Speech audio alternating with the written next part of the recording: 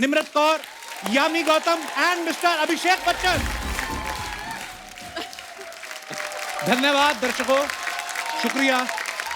आइए अभिषेक भाई, आपकी खुद की हीरोइन है, आप इतनी दूर क्यों खड़े हो गए? आप आइए, आप बीच में खड़े होइए थोड़ा। जी जी। 3 blacks. I like it. जी 3 ब्लैक, आप आज अलग ही चमकोगी शो में, क्योंकि आप अलग रंग पहना हुआ है। आप तीनों का बहुत बहुत स्वागत है हमारे शो पे। Thank you. बहुत ही प्यारे लग रहे हैं आप। हमने ट्रेलर देखा। Hi धन्यवाद। Ashra ji. How are you, Yami? Good. How are you? Good, good. So nice to have you back for the umpteenth time. Abhishek, I'm meeting you here for the second time, ना? है ना?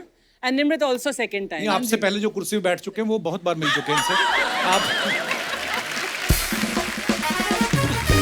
हाँ, उनके मिलने का time गया, अब मेरे मिलने का टाइम आ गया। वो भी अभी पैसे फ्री हो चुके हैं। हाँ, मालूम है। अगर आपका मन है तो हम उनको अप्रोच करते हैं। क्या बोलते हैं आप? नहीं, मेरा मन नहीं, तू अपना मन बता ना। सत्ता का संतुलन बनाए रखना चाहिए। अभिषेक भाई हमसे बहुत प्यार करते हैं। पिछली बार चित्रांगदा के साथ आए थे ये। हाँ। अच्छा, कंटेंट तो खुद ही बड़ा मजेदार दे जाते हैं। इनके किस्से कहानियां सुनाने की टाइमिंग बड़ी मजेदार है। ये भी ध्यान रखते हैं ग्लैमर की कमी ना रहे। पिछली बार 1 हीरोइन, इस बार 2 हीरोइन। बहुत बहुत स्वागत है। आइए आइए, प्लीज विराजमान हो जाइए। यामी पिछली बार थर्सडे के लिए आई थी, इस बार सैटरडे संडे के लिए आई है। हमारा शो सैटरडे संडे को आता है। आपने सोच रखा है पूरा हफ्ता आपको हमारे साथ टाइम स्पेंड करना है? बिल्कुल बिल्कुल जी, जितने पिछले साल का वो सब कॉम्पनसेशन एक ही साल में। मजा आया फिर आपको शूट करके? बहुत वैसे फिल्म रिलीज हो चुकी है, आप लोग जरूर देखिएगा, आपको मजा आएगा। अलग सब्जेक्ट है जी। निम्रत हमारे शो पे आई थी 2016 में। हाँ जी, एयरलिफ्ट वाह। के साथ, हाँ, एयरलिफ्ट के साथ, अक्षय जी के साथ। अक्षय पाजी के साथ। हाँ जी। वो तो आते हैं दिन में 2 बार आते हैं पर ये 2016 के बाद अब आई हैं, तो आपने सोच रखा था कि मैं चीफ मिनिस्टर बन जाऊंगी, कुछ बड़ा करूंगी तभी जाऊंगी, ऐसा? आपके शो पे आने के लिए ऐसे कुछ बड़ा करना पड़ा, भी क्या करें। आप चीफ मिनिस्टर बनी हुई हैं, जी। देखिए आप। हाँ जी बिल्कुल। कितनी खुश है, सच में थोड़ी बन गई हैं आप, फिल्म में बनी है। अच्छा, ट्रेलर से दिख रहा है कि सब अपने अपने कैरेक्टर में पूरा जमे हुए हैं, सबने अच्छा एक्सेंट भी पकड़ा है हरियाणवी। इसके लिए कोई ट्रेनिंग लिया आपने? जी जी। दूसरा एक्सेंट पकड़ना हो, आप हिमाचल से हैं, जी। पंजाब चंडीगढ़ रही हैं, और हरियाणा हालांकि बगल में ही है। जी, हम सबकी कोच हैं सुनीता मैडम। अच्छा जी। तो तीनों को उन्होंने सिखाया है। एंड ज़रूरी ये था कि जैसे आप देख सकते हैं ट्रेलर, सबका बैकग्राउंड अलग है एजुकेशनल। तो जो बिमो है, जो बिमला देवी हैं, वो उनका बिल्कुल ठेठ एक एक्सेंट है। गंगाराव चौधरी का उनके हिसाब से, उनके एजुकेशनल बैकग्राउंड के हिसाब से। मैं IPS हूँ, तो जो सबसे जो प्योर इमोशन होता है, गुस्सा, सिर्फ वो हरियाणवी में ज्यादा निकलेगा। बाकी तो अदरवाइज हल्की हिंदी और हरियाणवी मेरे कैरेक्टर में मिक्स थी। So we just try to balance it out with as per the role. मजा आया सीख के। पर आजकल डायलेक्ट कोच वगैरह हो गए हैं, लेकिन पहले जो फिल्में होती थी उसमें से सारा हमको ही सोचना पड़ता था कि यार ये कौन सा accent But you all were more talented than us, ना? ओके। हम लोग को मेहनत करनी पड़ती है। आपने अर्चना जी कभी कोई और एक्सेंट ट्राई किया है अपने 50 साल के करियर में, जितना 30 साल? कोई और एक्सेंट? मेरा खुद का एक्सेंट लोगों को याद नहीं है, तुम लोगों ने फेमस कराया मेरा वो ब्रिगेंजा वाला एक्सेंट। और आपने बड़ा कमाल का किया था वो। मैं पता वो कॉलेज ही ढूंढता रहा कि ऐसी टीचर कौन से कॉलेज में होती हैं, हमें मिला ही नहीं वो कॉलेज। मैंने बोला किसी और तरीके से था, तुम लोगों ने तो ओह माइंड ब्लोइंग, ऐसा मैंने कभी नहीं बोला। आपने कैसे बोला था, वो वाला करके दिखा। ओह माइंड ब्लोइंग।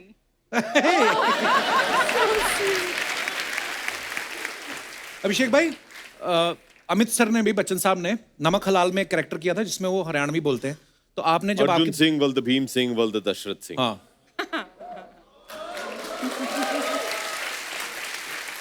अच्छा, आप कभी पापा से स्क्रिप्ट डिस्कस करते हो कि इतना एक्सपीरियंस सुनाऊं कि आपको वो कहते माफ कीजिए हम खुद बड़े बिजी हैं, किसी और को सुनाइए, आप वैसे शेयर करते हैं पापा के साथ कभी स्क्रिप्ट? डिस्कस तो नहीं करते हैं, लेकिन देखिए घर पे बातचीत तो होती रहती है कि देखिए एक कहानी सुना है, अच्छी लगी मुझे, आप क्या कर रहे हो, तो ऐसे बातचीत होती है, लेकिन वी डोंट लाइक कंसल्ट तो नहीं पूरा करते। नरेशन नहीं, अपना अपना देखो जी आपको अच्छी लगती तो करो, है ना? उन्होंने हमेशा ये एक छूट दी है कि भैया जो भी गलतियां करनी है खुद करो, मैं क्यों तुम्हें गाइड करूं। पता चले बाद में बोले कि पापा आपने बोला था कि पिक्चर करो। अच्छा, एक्चुअली किसी को सलाह नहीं देनी चाहिए, मैंने देखा है। अच्छा जी, वाकई ये बंदा फंस जाता है। सही बोल रहे हैं। जब तू मेरी तरफ देखकर बोलता ना ये किसी को सलाह नहीं देनी चाहिए, अब मैं सोचू कोई पंच आएगा, मेरे ऊपर आएगा, कोई ताना आएगा, नहीं था। Excuse me, Miss Braganza, you know, sometimes you have to be serious in your life. Every time comedy doesn't work. Miss Braganza. Rahul, I love you. Kapil पाजी, लगता है कि आप भी 10वीं की ट्रेनिंग ले रहे हैं पास करने की। अंग्रेजी आपकी काफी सुधर गई है। या मैं ना अभिषेक भाई अंग्रेजों के साथ बड़ी अच्छी इंग्लिश बोल लेता हूँ। अच्छा। वो ना गलतियां नहीं निकालते कि ये प्रेजेंट इंडेफिनिट टेंस है या फलाना। वो मेन बात समझते हैं। भाव समझते हैं, Emotion. इमोशन समझते हैं, correct. इमोशन समझते ये दिनेश तो मेरा दोस्त जो गिटार पे ना, रेड गिटार पे, ये तो और भी ज्यादा, मतलब इंग्लिश इसकी क्या ही बात है। एक बार पता नहीं इसको कोई अमृतसर में हमारे गोरे घूमने आते रहते हैं ना, टूरिज्म काफी अच्छा है, तो इसने बोला कि यार बड़े अच्छे लग रहे हैं, दोनों के साथ फोटो खिंचवानी है। इसने फोटो खिंचवा ली तो इसकी ठीक नहीं आई, तो इसको बोलना ना आया कि अनदर फोटो, कहता सेकंड फोटो।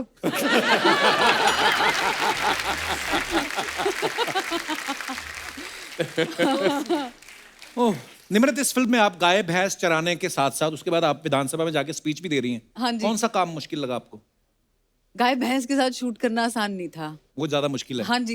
क्या क्या प्रॉब्लम आई, मतलब गाय भैंसों के साथ जब शूटिंग करते हैं? जी, जानवर है, उसका अपना मन है। अब आज उसका मन नहीं है शूटिंग का, हाँ। उसको कैसे समझाओगे कि उसको नहीं करनी शूटिंग। हाँ। उसको अपनी पूंछ घुमाते रहना है सीन में पीछे, तो आप वेट करोगे। उसकी पूंछ रुकेगी तो मेरा डायलॉग शुरू हो। आई स्वेयर, ये हाल थे। और लाइट जा रही है, बारिश हो रही है, ये सच बात है। और हम लोग पीछे जो है पूंछ उसकी रुकने के वेट कर रहे हैं कि तो इतना शॉट लेके कोई नीचे से पूंछ पकड़ लेता है। टेक्निकल चीजें भी होती सर हैं। फिर और प्रॉब्लम्स आ सकती है ना ऊपर से। अच्छा हाँ।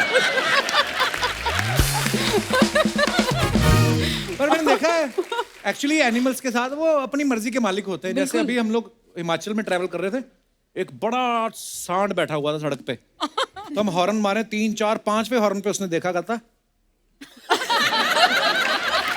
इधर से निकल जाओ, मैं नहीं उठने वाला। सही है। अच्छा यामी, आप इस फिल्म में पहले तो जेलर का रोल निभा रही हैं। अच्छा, सामने 6.5 फुट का बंदा, वो भी पॉलिटिशियन, वो भी कैदी बन गया, और सामने जेलर देखो आप, काजू कतली जैसी। आप बड़ी प्यारी लग रही हैं। आप ऑब्वियसली एक्टर तो बहुत कमाल की हैं। Thank you. वो मुझे एक बात जाननी है, ये असली जेल में शूट किया आपने? जी जी। मैंने एक किस्सा सुना है, आप बता सकते हैं कि सही कि नहीं। मैंने सुना है कि जिस दिन आप लोग शूटिंग करने गए पहले दिन, उस दिन 2 कैदी रिहा हो रहे थे। जब उन्होंने देखा आप जेलर हैं तो वो वापस आ गए हैं। ये वाकई हुआ है? वाकई हुआ। मैं एक और चीज बता दूं हाँ। कि इनके 10 दिन पहले मैं शूटिंग कर रहा था वहाँ। अच्छा। वहां से कोई वापस नहीं आया, वो सब बाहर निकल रहे थे। जिस दिन यामी आई, 2 वापस आ गए। नहीं भाई साहब कहाँ जाएंगे, अभी वापस चलते हैं, अभी बाहर जाके अभी आदत नहीं। मैंने कहा ये सही है भाई। सीरियस, मैंने भी सुनी ये बात। तो उनको बोला गया कि आपकी सजा पूरी हो रही है, कहते नहीं सर रख लो, कहते पूरी हो चुकी तो आपका कत्ल कर दें, कहते नहीं ऐसा मैंने सुना है। पर रियल कैदी भी देखे होंगे आपने वहाँ जी पे? जी बिल्कुल, वो वहीं रहते थे। और जेल तो वहीं रहेंगे, आपको क्या लगता है? exactly. शाम को होटल में चेक इन करते हैं। वहीं रहते थे। हाँ, मतलब वैसे बात करना अलाउड नहीं था, ना ही हमने उनके साथ शूटिंग की है। पर अगर कोई बैकग्राउंड में अगर कोई आपको दिख जाए तो मतलब we can't really ask them to move. हम लोग करीबन 1 महीना वहाँ शूट किए थे। अच्छा जी। आगरा सेंट्रल जेल में। और ये एक एक्चुअल सेंट्रल जेल है। तो पहला दिन जब हम लोग शूटिंग शुरू करने जा रहे थे, तो पूरी यूनिट को लगा था कि एकदम खूनखार डॉक्टर डैंग मोगैम्बो टाइप्स होंगे वहाँ। लेकिन बहुत ही साधारण किस्म के, विनम्रता से सब लोग नमस्ते। तो 2-3 दिन के बाद आदत सी पड़ गई थी कि हाँ भैया ये सब हमारे बंदी लोग हैं, अभी चलो बातचीत होती रहती थी। तो हम भी शॉट के बीच में वो लोग देख रहे होते थे, अच्छा ऐसे होती है शूटिंग ये वो। तो एक दिन एक ऐसे बैठे थे, तो मैं जरा एक्टर ना इंक्विजिटिव, अच्छा नमस्ते, कैसे हैं, कितने टाइम से हैं? भैया अभी हमें कुछ 20 साल हो गए हैं। 20 साल हो गए हैं। तो 20 साल से हाँ निर्दोष तो होंगे आप? हाँ भैया हम तो निर्दोष। हर कोई वहाँ निर्दोष है। हर कोई। तो फिर बातचीत होती रहती, फिर ये एक फ्रेंडशिप सा हो जाता है। तो भैया लेकिन किस वजह से आए? नहीं भैया वो क्या है कि हम क्रिकेट खेल रहे थे, तो उसने मुझे आउट कर दिया, तो मैंने निकाल के उसको मार दिया। तो आपने फिर उनकी बॉल खेली? नहीं, मेरा ये था। हाँ क्या रेडी? हाँ। एक और थे। अच्छा। वो आके हमेशा, वो उनको बड़ी दिलचस्पी थी शूटिंग देखने की। तो एक दिन वो आए, हमारे असिस्टेंट हैं विनोद, तो विनोद को आके बोले कि भैया जी को बोलो कि हमें भी काम पे रख ले, हम घर पे काम कर लेंगे। तो विनोद ने उनसे पूछा कि भैया आप किस वजह से हैं? चोरी की वजह से।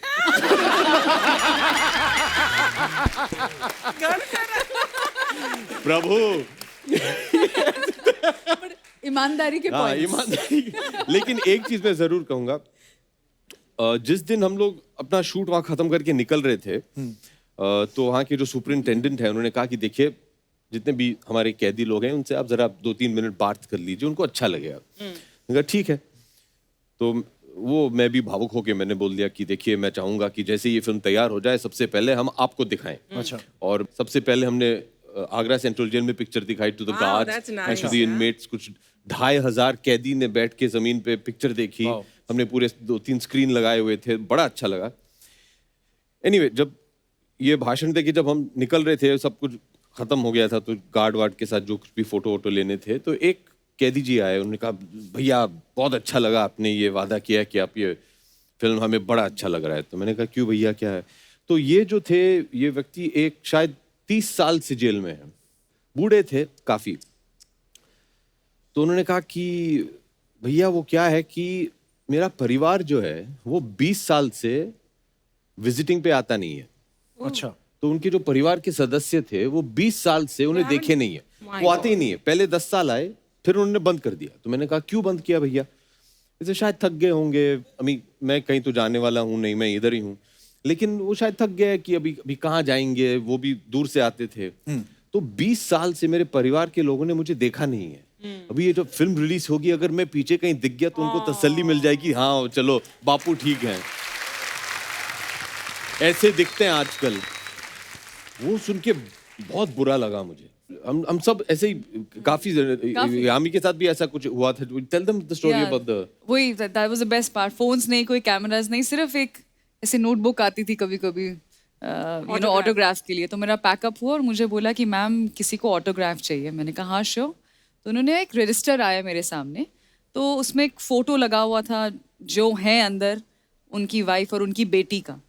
मैंने पिक्चर देखा, मैंने कहा अच्छा। उन्होंने मुझे मैसेज आया था कि बेटी के लिए प्लीज़ कुछ लिखिएगा, उनके लिए आप ऑटोग्राफ साइन कीजिए। मैंने कहा ठीक है। तो मैं ऐसे रजिस्टर देखने लगी, मैंने कहा ये क्या है, इतना काफ़ी नोट्स बने हुए थे उसमें।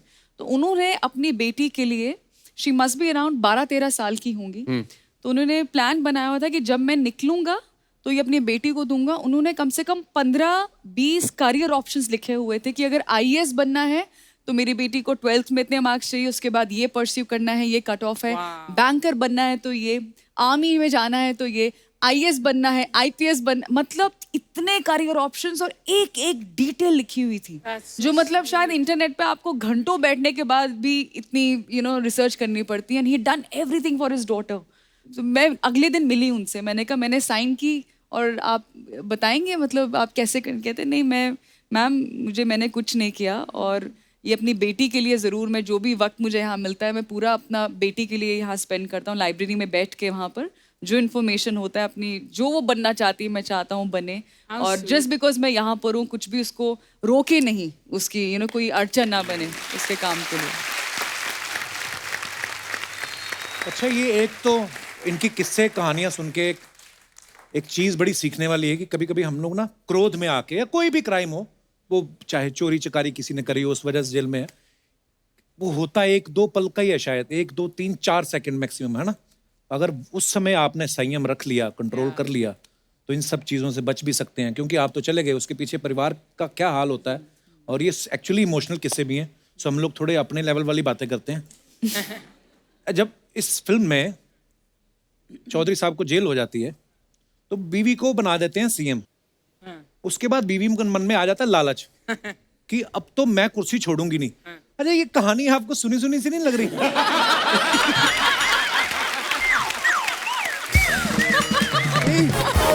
मतलब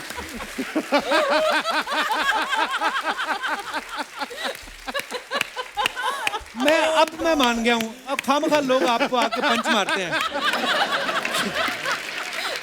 यहाँ पे वो अपने पति के लिए कुर्सी नहीं छोड़ रही, आप किसी के पति के लिए क्यों छोड़? You are right, please stay there. तेरा भी जवाब नहीं कपिल, तेरा भी जवाब नहीं। तू कहाँ कहाँ से मेरे से कोई ताल्लुक रखता हुआ कुछ मुद्दा ढूंढ लाता है बस। निम्रत, क्यों होता है ऐसा? इंसान के मन क्यों बदल जाता है? ये मैं उसी कुर्सी को नहीं छोड़- किस्सा कुर्सी का कहते हैं शायद। इंसान है ना, इसलिए। इंसान है, मन है, मन तो बदलने के लिए बनाया होता है। अच्छा, नहीं, अच्छा, ये जो आपने रियल कैदियों के साथ शूट किया, जो जेल प्रशासन था, उनको डर नहीं लगा कि कहीं एक्टर्स के भेस में कैदी भी निकल जाएं? या कई एक्टर ऐसे होते हैं जो कैदी जैसे लगते हैं, कई ऐसे- नहीं, मतलब होता ना कि लुक में, अब आपके साथ जो एक्टर एक्टिंग कर रहे होंगे, एक्टर ही है ना, पर जेल वाले कपड़े पहने तो कैदी तो लगेंगे। किसी की याद आ गई। नहीं, होता क्या था कि अगर सुबह 7 बजे शूटिंग शुरू होनी थी तो हम लोग को 5 बजे बुलाया जाता था। अच्छा। और वो पूरा बायोमेट्रिक सिग्नेचर वो सब लेते अच्छा। थे, फिर एक स्टैंप देते थे। ओके। हर एक क्रू मेंबर को एक स्टैंप लगता था। और जब बाहर निकलते हैं शाम को, बीच में निकल नहीं सकते, अच्छा। तो शाम को जब पैकअप के बाद निकलें तो वो स्टैंप दिखाएं, फिर उन्हें बाहर जाने को अलाउ करें। ऑलमोस्ट आप भी अंदर ही थे फिर जेल में? हाँ, होल डे। लेकिन कई बार अक्सर ऐसे हुआ कि सब पूरी यूनिट निकल रही है, कोई क्रेन वाला, कोई ये वाला, suddenly you hear some commotion, क्या हुआ? ऐसे 2-3 कह दिए ऐसे ही। हाँ चलो भाई, चलो चलो। हमारे साथ होटल आ रहे थे। रोज कोशिश करते थे, सबके सब पकड़े जाते थे। लेकिन ये जरूर कहना चाहिए कि वहाँ की जो अथॉरिटीज हैं, दे वर फैंटास्टिक कपिल पाजी। ऑब्वियसली, मतलब माने उन्हें डर नहीं लग रहा था, लेकिन हम लोग थोड़े बहुत डरे हुए थे कि अभी जो कुछ भी है, I don't think many of us, मैं तो कभी, इन दोनों भी शायद कभी जेल के अंदर तो गए नहीं है। नहीं, और हम हमने नहीं गए। शायद तो हम लोग मुझे क्या पता है, हम भी नहीं गए भाई। हम क्या पता, क्या पता। तो सब लोग थोड़े बहुत डरे हुए थे कि क्या होगा, कैसे होगा। 1-2 दिन के बाद सब लोग एकदम रिलैक्स हो गए थे, क्योंकि वहाँ actually। They were very very अच्छा लग रहा था। पर ये एक और हमने बात सुनी है सर, कहते हैं कि जब आप आगरा की जेल में शूट कर रहे थे तो बहुत सारे लोगों ने ये फिल्म की कहानी से प्रेरित होकर ये फैसला लिया कि हम भी 10वीं का एग्जाम देंगे, ऐसा हमने सुना है। Is it true? जी, इट्स ट्रू। करीबन 20 कैदी जो है, उन्होंने ये तय कर लिया था कि क्योंकि कहानी तो उनको पता चल गया समझ था, लग जाती है, हाँ। तो उन्होंने हमारे निकलने के बाद ये तय कर दिया कि हम लोग भी 10वीं देंगे। पढ़ाई किया। इस बार जब हम लोग वापस गए, उन 20 में से 10 या 12 पास भी हो गए। क्या बात है, बड़ी अच्छी बात है। एक सवाल मेरा आप तीनों से है, ये 10वीं फिल्म करने में ज्यादा मेहनत लगी कि रियल लाइफ में जो 10वीं करी थी उसमें ज्यादा मेहनत लगी थी? मजा तो 10वीं फिल्म करने में ज्यादा आया। अच्छा। मेहनत तो दोनों तरफ लगी। क्योंकि जब 10वीं क्लास के एग्जाम आते हैं ना, सडनली घर वालों का, पड़ोसियों का, रिश्तेदारों का बोर्ड के एग्जाम है, बोर्ड के अरे एग्जाम वो है, बात ही नहीं करना चाहते। डराते बड़ा है। टाइम मत वेस्ट करो, जाओ अंदर घर में पढ़ो। हाँ, पढ़ते जाओ 10वीं पढ़ लो। मुझे लगता है ऐसा फील होता है स्कूल में कि आपका जन्म ही 10वीं के लिए हुआ है। मतलब राइट फ्रॉम 6 स्टैंडर्ड 3 साल, 3 years to go, 7 2 साल, 1 and there 10th। तो मुझे लगता है बहुत घबराहट होती है। बट फॉर सम रीजन मेरी 10वीं बहुत अच्छी गई। 9th बड़ी मुश्किल थी। क्यों? मुझे लगता है पूरा भार उन्होंने 10वीं का 9th पे डाल दिया था। आई थिंक 9th में जान निकल गई थी, तो 10th बहुत अच्छी लगी। आपको भाई? नहीं, मुझे पिक्चर करने में ज्यादा मेहनत करनी पड़ी। जवाब मिल गया ना, मेरे 10वीं के एग्जाम कैसे गए। पर एक कुछ सब्जेक्ट्स आपके फेवरेट होते हैं ना, कौन से फेवरेट थे आपके? History, biology. एकदम आर्ट्स और साइंस मिक्स हैं। मैं तो जैसे 10+1 में आया, मैंने कहा साइंस और मैथ साइड पे कर दो। नहीं, मतलब क्यों हमें दिमाग खराब करना ना। वो हिस्ट्री मुझे भी अच्छी लगती थी, मुझे बड़ा होके पता चला कि मुझे कहानियां पढ़नी अच्छी लगती हैं, इसलिए शायद हिस्ट्री अच्छी शायद। लगती थी। भाई आपका क्या फेवरेट था? ड्रामा। 10वीं में ड्रामा होता था? जी, मेरे स्कूल में। अच्छा, महंगे स्कूल में ये यार इनके ड्रामा होता था, हमारे तो टीचर नहीं होता था कभी कभी। हमारे स्कूल में ड्रामा और स्पोर्ट्स के लिए भी मार्क्स मिलते थे।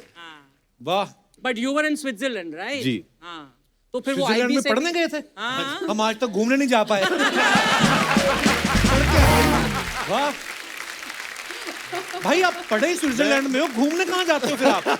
मैं बम्बई आता था, मुझे बड़ा शौक था कि घर आए। अच्छा। मुझे वो अच्छा लगता था।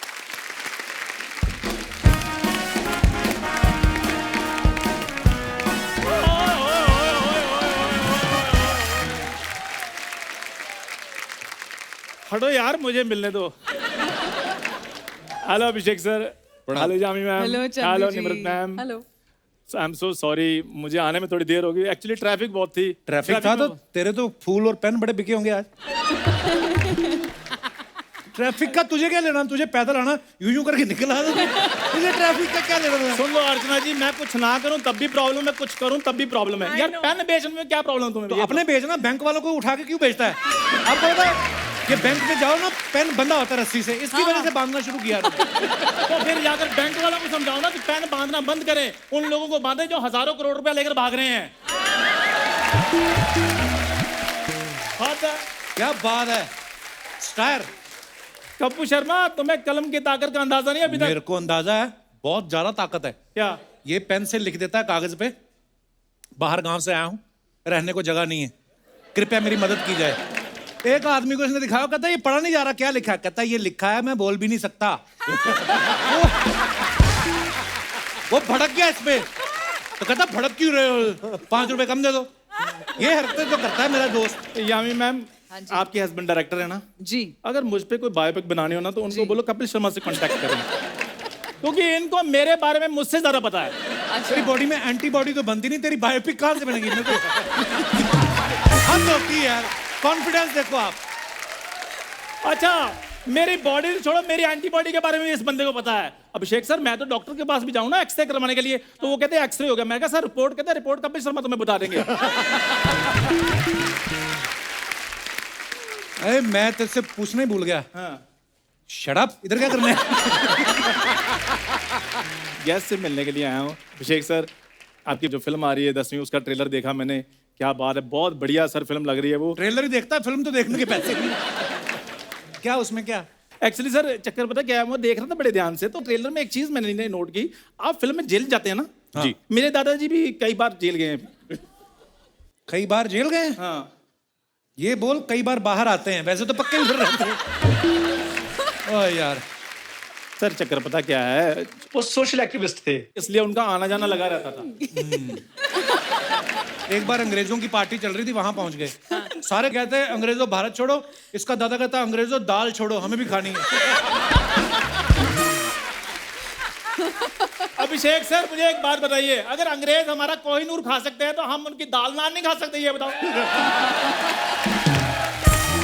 इसको यही नहीं पता कि दालें यहीं से लेके गए थे अंग्रेज, दाल इधर ही पक रही। तेरा दादा कोई ग्लास को थोड़ी गया था, इधर ही हो रहा था बात, इधर मांगता यार है। प्लीज, अब मांगता है, ठीक है सर। वो मैंने 10वीं का ट्रेलर देखा, मैं उसकी बात करना चाहता हूँ। तो 10वीं का मेरे को बड़ा अच्छा लगा, क्योंकि मेरी फेवरेट क्लास भी 10वीं थी। इसीलिए इसने 5 बार की। और बाहर आके शर्मिंदा नहीं हो रहा, लोगों को कहता मैं 50 क्लास पढ़ा हुआ हूँ। इसकी तो 11वीं क्लास में गर्लफ्रेंड बन गई। उसने कहा लंच पे चलते हैं, ये उसको बच्चों के स्कूल में मिड डे मील में ले गया। तो जितना मर्जी लंच करो। सर उसको बच्चे पसंद थे, इसलिए मैंने कहा बच्चों का भोजन भी पसंद होगा। तो फिर सर 10वीं क्लास के बच्चों के साथ मिलकर हमने खाना खाया है। देख लीजिए सर, मेरी एंट्री एक तरफ चल रही है, 10वीं की प्रमोशन दूसरी तरफ चल रही है। आज क्या तू फुल फॉर्म में? मैं पूरी फॉर्म में हूं कपूर शर्मा। मैं कहता हूँ तू तो यूनिफॉर्म में आ। सीरियसली यूनिफॉर्म में आ, इधर आ जा, 4 पैसे कमा, अपने दादा का दांतों का सेट लगवा। दांतों का सेट? हाँ, दांतों का सेट लगवा रहे हो। इतने पोपले हो गए ना, हंसते हैं तो ऐसा लगता है मुंह से ताली बजा रहे हो। My God! दे दी मेरे दादा की जानकारी। इतना कंजूस आदमी ना, गया डेंटिस्ट के पास, कहते दांत लगवाने दादा के, कहते 30,000। एक कारपेंटर के पास ले गया, लकड़ी के लगवा दिए। सर लकड़ी के दांत लगवाने में क्या प्रॉब्लम, मुझे ये बताओ। सिर्फ एक बार प्रॉब्लम आई थी, उन्होंने गरम गरम सिजलर खा लिया था, तो इधर वाले दांत उनके जल गए। और ये भी बदतमीज आगे किसी को बुला नहीं रहा, हाथ सेकने लग गया। कहता बात बुलाता हूं 2 मिनट। अच्छा, लोगों के दांतों में कीड़ा लगता है, इसके दादा के दांतों में दीमक लगी। जा यार। यार मेरी बात सुनो, वो मेरे दादाजी की बात नहीं सुनने के लिए आए, इधर प्रमोशन करने के लिए आए हैं।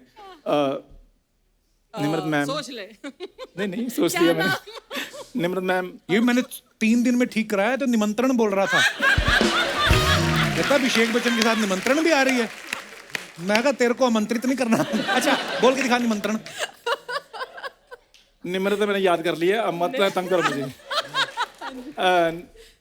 निमरत मैम, हाँ जी।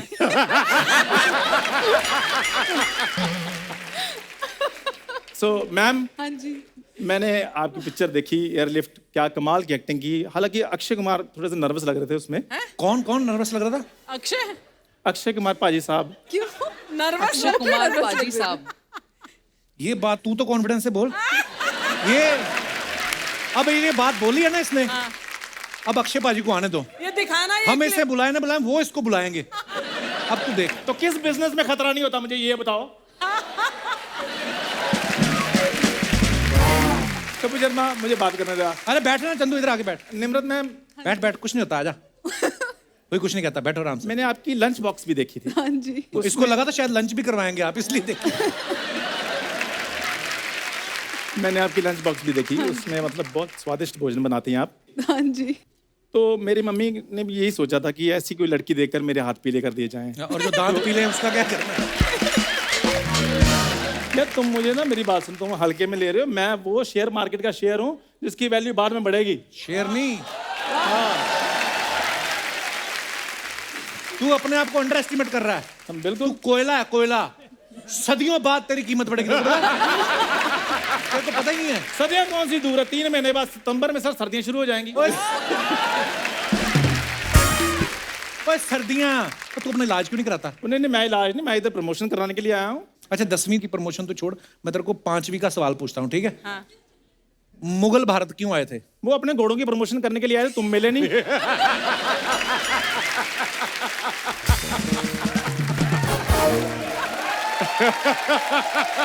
ये जवाब है इसके।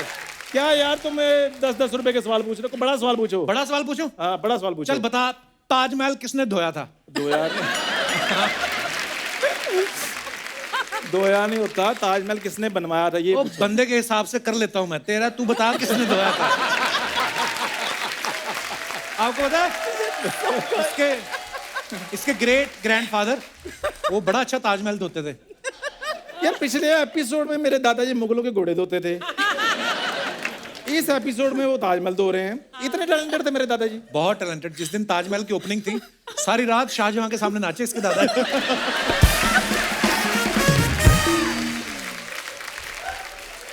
वो सर एक्चुअली उधर उस दिन उनका कॉन्सर्ट था। कॉन्सर्ट नहीं, उस दिन उनका इंसल्ट था।